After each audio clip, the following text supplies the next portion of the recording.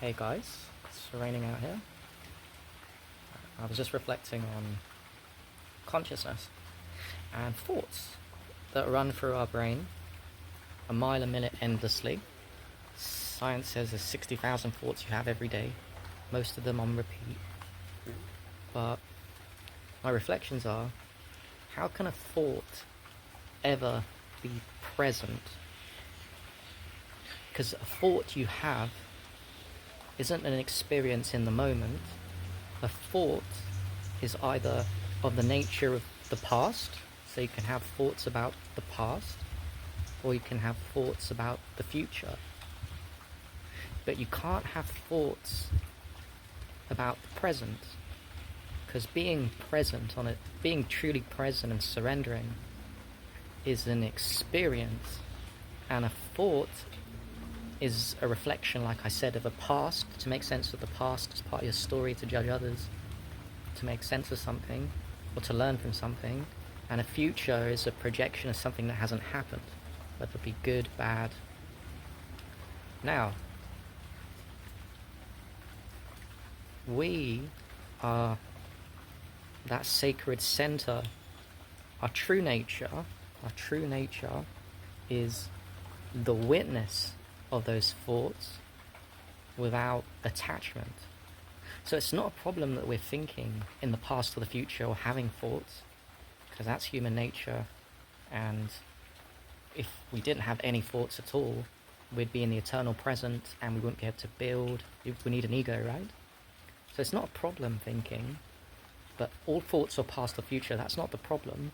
The problem is that when we have all these thoughts, most of which are unconscious, but even if we have a conscious thought, we lose the awareness that we are the witness to that thought, and we're so attached to our mind that we buy in and believe every single thought that goes through our brain, which is why in Buddhism they talk about attachment and aversion to thoughts.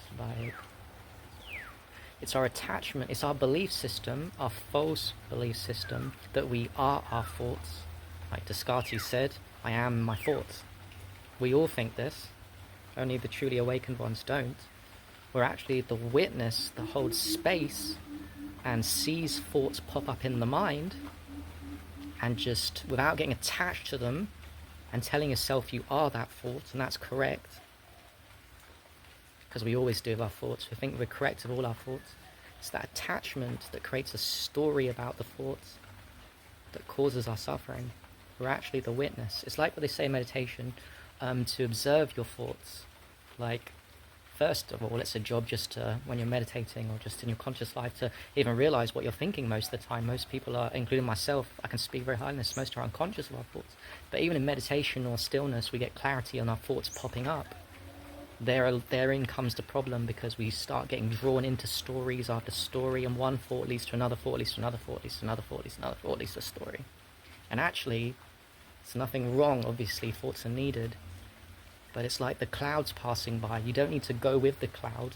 You can sit here and watch the cloud of your thoughts passing by, realizing they're not actually you, because the great I am that is inside you, waiting to be revealed, maybe in this lifeline, this incarnation, or maybe in another future incarnations, is waiting for you to slowly or quickly wake up and to the realization that these thoughts are not something to pull you in, but something to witness and watch third party. That's why meditation is powerful.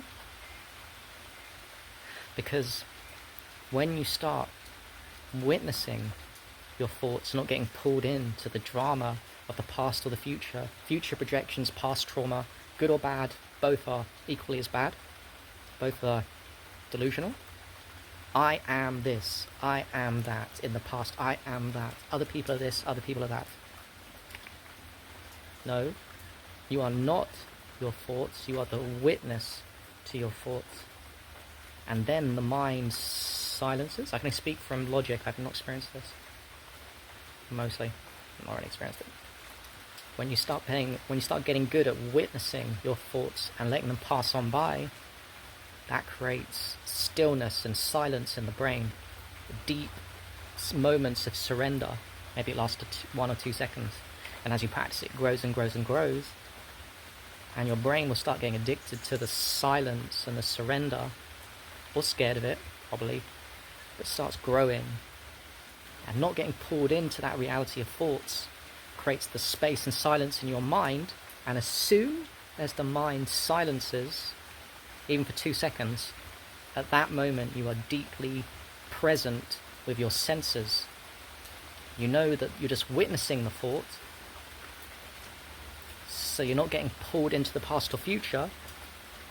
Even though the thought pops up to try and get you in the past or future, you are the sacred center, aligned witness of the thoughts. You don't get pulled in, so that creates silence and space in your mind.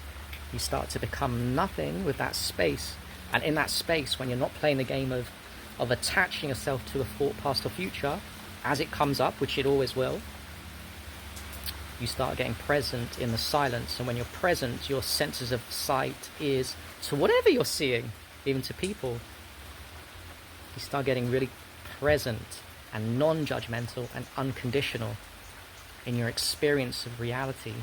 You unconditionally see nature. You unconditionally see your friend as you're listening to them.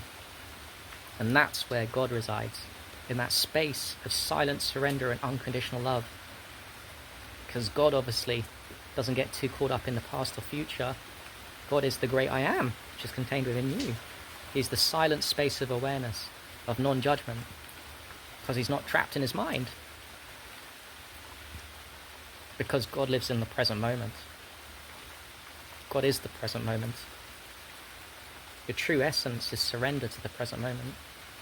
And yes, you have to don your ego sometimes, but 99.9% of humanity is trapped in here with no spaces and no silence of the mind and no presence.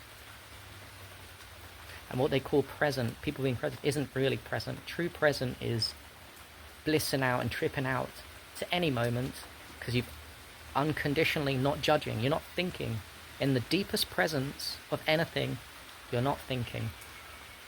With a friend, you're not thinking what to say next. You're just seeing that person for the first time. In nature, you're just seeing the aliveness of everything. Crazy, huh? Now, I'm talking all theory, but that theory is key, because it holds a deep truth that I know you guys can resonate with. We will return. Peace.